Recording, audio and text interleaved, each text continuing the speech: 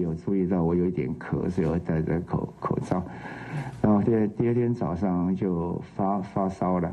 疫情中心指挥官陈时中记者会上自曝发烧咳嗽。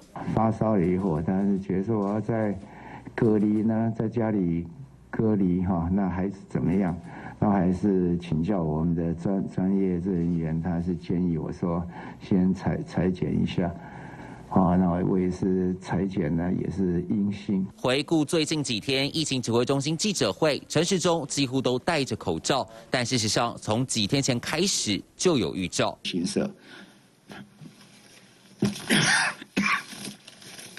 入境后一律住集中检疫所。公布染疫医师和护理师足迹，陈时中1月13号在记者会上实在忍不住，赶紧拿着纸巾咳嗽，事隔1天。前2天公布的时候，在这2天又增加了一些人。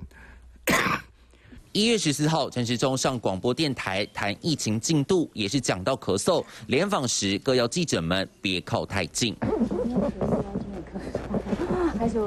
所以大家不要靠我太近。疫情爆发以来，部长工作没停过，身体健康2度出状况，让民众直呼部长辛苦了，实在好心疼。鼻病毒是。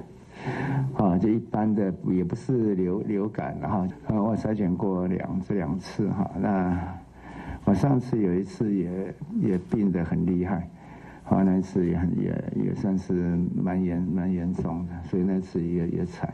不过好在不是感染武汉肺炎，2次采检都是阴性，也让台湾人松了口气。三雄郭正群报道。